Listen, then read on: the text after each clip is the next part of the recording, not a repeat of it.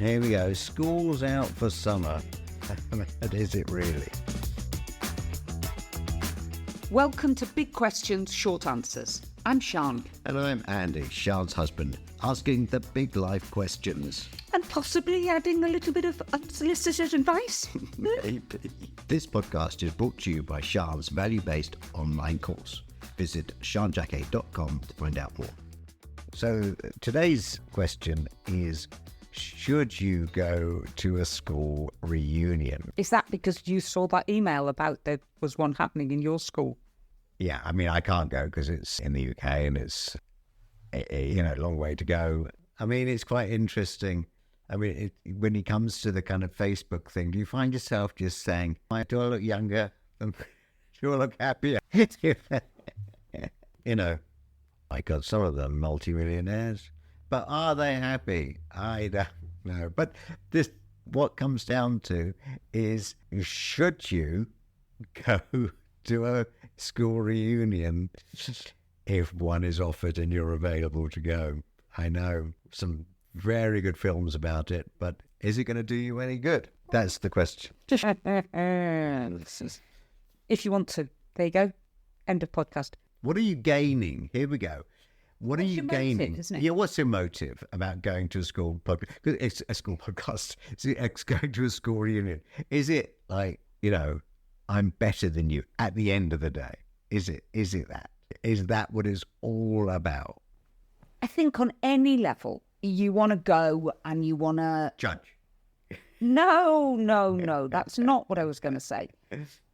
I was going to say you want to go there and present yourself in your best light. Right. Yeah. The reality is that, obviously it depends how big the gap is.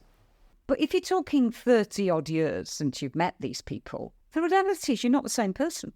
So that's the first piece of discussion I'd have with somebody. Right. You're not walking in there 11, 12, 15 years of age. Yeah. You're a grown adult with a whole lot of life experience and wisdom, and who you were then isn't who you are now. Well, so don't some people, I think, are still in that space. Not everybody had good school experiences or weren't able to form positive relationships for whatever reason. It's not about judging anybody. But that's the fun. Isn't that the fun bit? I went to one recently, very small scale, put together in a very kind of light touch way. It certainly wasn't, banners and come here for the evening and we're going to have a disco. I met up with a group of people who I hadn't seen for the better part of half a century. And I can honestly say that it was a very special and lovely experience. There were some people that I met, sat down, looked at, and it was like my heart just flooded with emotion of connection, of memories. And it was a very, very lovely thing. My own observation would be listening to people. My own observation now, looking back on it, and it happened a few months ago, was that I think there were people that I was at school with who were desperately unhappy. At school? Yeah. And I was too young and stupid and didn't know enough about the world and didn't know enough about human beings to recognise it and to see it. But you can't expect to see their sadness if you were that age, But what I'm saying is that when I saw them, it was very interesting that we ended up having a very real, meaningful conversation about how challenging it was. You went to boarding school, so that's a different game. Is that a reflection on how we're all mature and our emotional intelligence and we're able to share on that level? Possibly. But there were people who were very unhappy. I got a lot out of being there. There were some faces I saw. There were some hugs I received. There were some stories I listened to that were absolutely delightful, and it filled my heart and soul. Well, it was also, when you came from it, I remember your perception of yourself at school, and it's probably true for a lot of people. Be very, very careful. But your perception of yourself at school was not how other people saw. People saw you in a much better space than you saw yourself. Well, isn't that, again, that reflection of life? It's that old adage, what would I tell myself when I was 12? Oh, yeah. 15? Yeah. Now I'm older. Yeah. I think that if I'm absolutely honest, and now I'm going to get into trouble, but it will be the first time I get into trouble, won't be the last. I think the vast majority of people that were there, I could see the core of the human being that they were when they were children, because we were children, right? Yeah. But they'd developed from that. There were other people who possibly hadn't grown. That's a judgment. Yeah.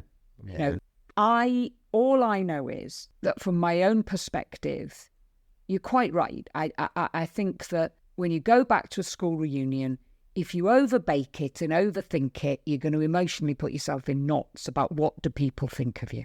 Well, at the end of the day, I've got no control over what anybody thinks of me. And I've certainly now got no control over what I did, said, behaved, whatever, when I was a child. We come back. I mean, quite interestingly, podcast we did on bullying, come back to see the school bullying. Well, that's interesting because I think that's a theme, isn't it? I didn't like you. You were nasty to me at school. Yeah.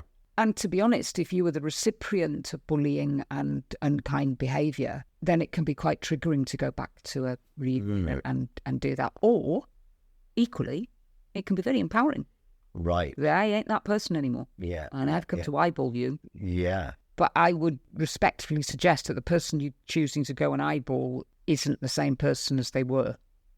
Yeah. I, to be honest, would encourage anybody to go because it was just incredibly interesting to see these fabulous women and what they'd done with their lives. Yeah, how they'd gone out there and become themselves. I thought it was fabulous. But again, that's my ball game, isn't it? I'm fascinated with human beings and what they do and the choices they make in their lives. And I quietly am quite proud of what I've done from the rather pathetic resource. Dyslexic. I wasn't really, nobody in their right mind. There was no teachers who were advocating me to be an international if I am one now. But do you know what I mean? I did come away with there quietly pleased. But the most important thing was that I reconnected with some people that really mattered to me. And it has been a lovely, lovely, lovely experience. And I'm glad I went. I'm glad I did it. And I'm glad I saw them.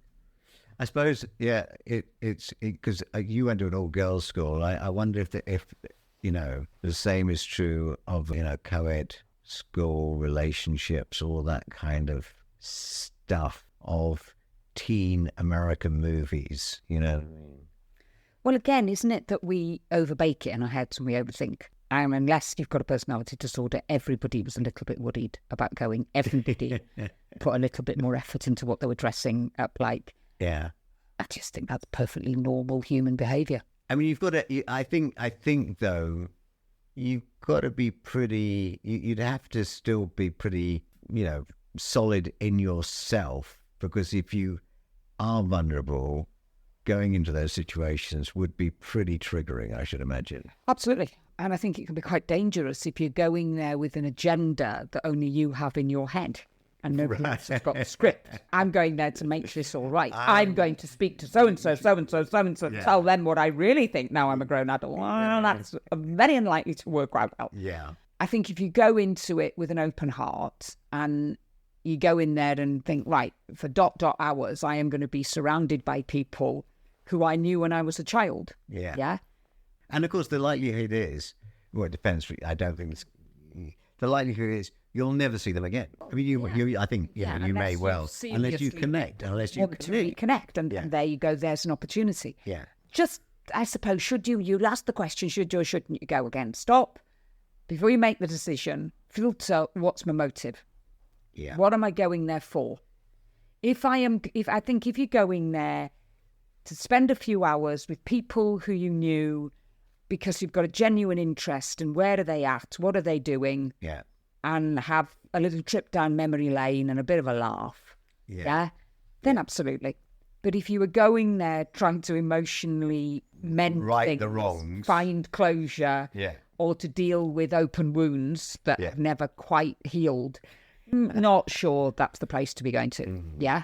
I don't know, it filled my heart, if I'm honest, it really did. The day afterwards, I went on a long journey. I had to drive on my own halfway down the UK in the motorway on my own on a crazy Sunday. And I can remember sitting there driving, reflecting it. And the good feeling was that I was able to reflect on me and the conclusion again with, good, bad, indifferent. I am quietly quite proud of what I've achieved from what I thought of myself and what I damn well know other people thought. You know, she wasn't going to achieve much. She wasn't going to. Yeah, well, that may have been some of the teachers or whatever from an academic standpoint, and because of the dyslexia you had, back then, those drawbacks. But that didn't seem to be what your fellow classmates thought. Yeah. Yes, and that was lovely. But again, is it a female thing, or is it just a Sian spicy brain, crazy bitch from Doom brain? I thought everybody was cleverer than me. Everybody was better socially skilled than I was. Everybody had better home lives than me. I really did think that everybody was better than me. You make all those presumptions when you're so young. Absolutely. And I suppose that's what I'm trying to say. By seeing this, and it was quite a small group of people, so hence we were able to have, and we all chose to have some real, conversations. It would appear that everybody thought the same thing. Yeah? And that everybody had their own demons, and everybody had their own fights, and that sense of self. But you're quite right. There is a huge difference with going to meet people that you shared lives with 24 hours a day, 7 days a week, hundreds and hundreds of miles away, thousands for some of them from your family. Our experience of school was very, very different from, going to a day school. And the relationships you had a dependence on meeting your emotional needs from people that were just thrown together. They weren't your family. Yeah. So it was incredibly enlightening. But I'm glad I went, even though I am repeating myself. Don't close the door to it if you're offered and you see it. Possibly don't go on your own. It was quite interesting how I think all of us had a reunion buddy, somebody that was going to sit by us in case nobody spoke to us. Do you know what I mean? I know that sounds ridiculous. We were all grown women in our 60s, right? But don't not go because you're frightened of judgment, which you used that word early. You can choose to be in that motorway lane or not. I don't know. Well, I do know, actually. There were some people that judged me. But that's fine. Yeah. I'm old enough and wise enough now to see that for exactly what it was or is. But I enjoyed doing it, and I literally got to have some conversations and hug some people who meant a hell of a lot to me when I was a child. Fantastic. Back to school. Join us next time on Big Questions, Short Answers with Sian Jacquet and me, Andy. If you have any questions you want to ask, please send them via the website, sianjacquet.com. If you enjoyed this podcast, please subscribe and share it with everyone you know. We really do appreciate you sharing 15 minutes with us. And if you want to do a bit more learning, go on to Sian's website, sianjacquet.com. There's a course on values to create the life you truly love. I did it, and it really does do what it says on the can. See you next time.